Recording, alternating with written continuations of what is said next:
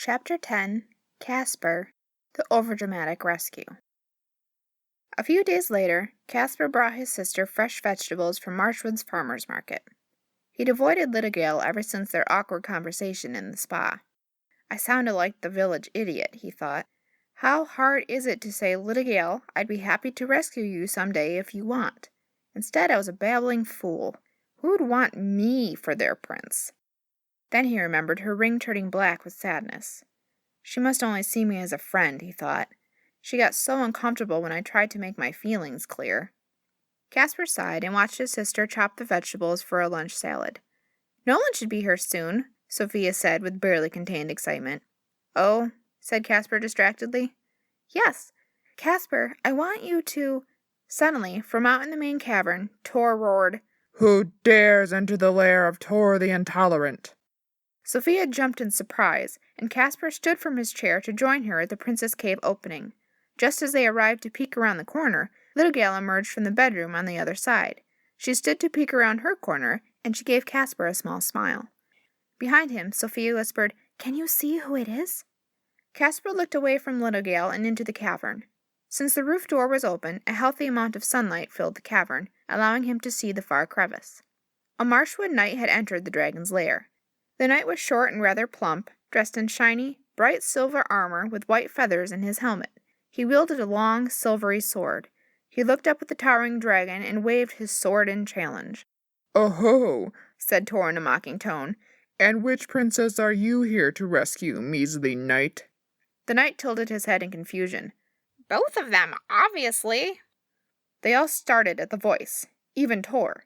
It was a woman's chipper, nasally voice. More specifically, Opal? Said Littagale. She looked at Casper and Sophia, then headed into the cavern. She called more loudly, Opal?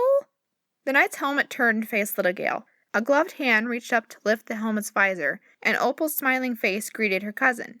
Ignoring the dragon altogether, Opal shouted, Littagale, is that you, kiddo? Sophia and Casper exchanged a shrug and walked out into the cavern.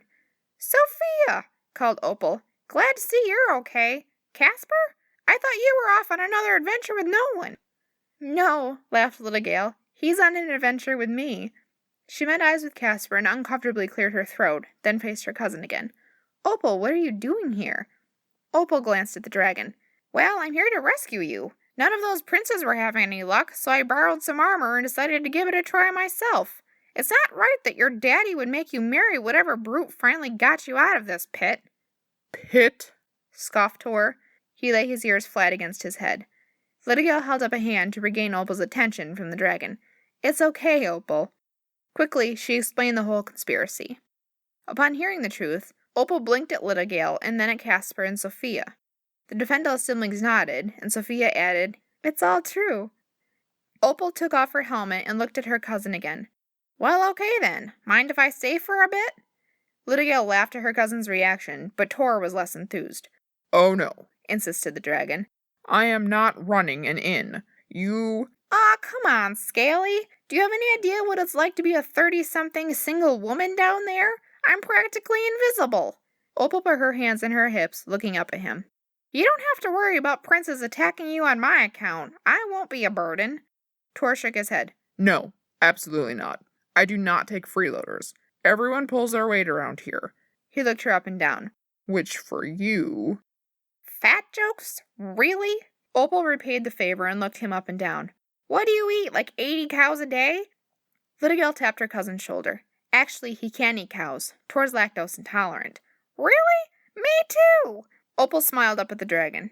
Looks like we have something in common, Scaly. He harumphed.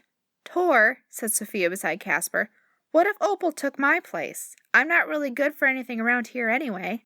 The dragon shook his head. No. You helped build my door. He used his tail to jingle the chain. Casper looked at his sister. Wait, what do you mean she can take your place? Where are you going? Sophia smiled up at him. That's what I was trying to tell you before. Nolan... As if on cue, Nolan called from the crevice, I am baby Nolan, son of Mattea Marshwood.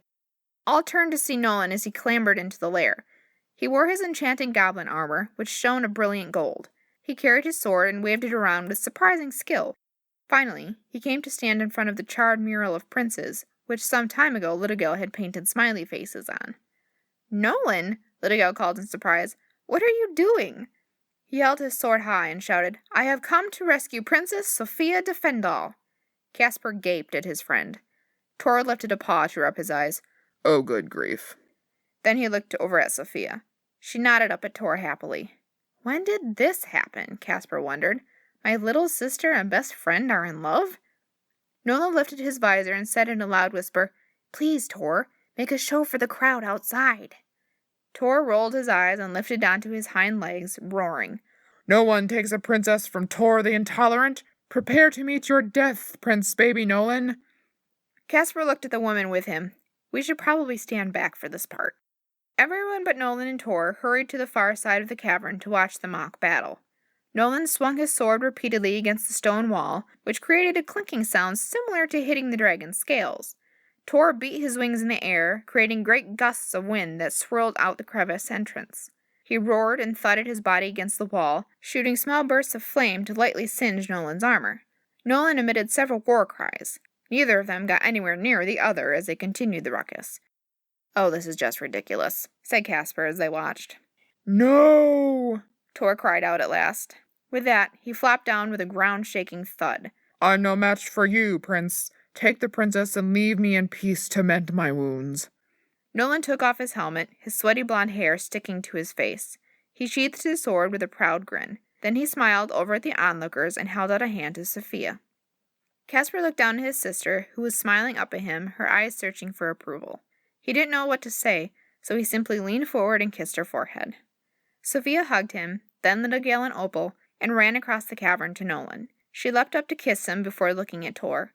Tor lay on the floor with his tongue out, but he lifted his head to whisper, Congratulations on your upcoming nuptials. With that, he rolled over to nap.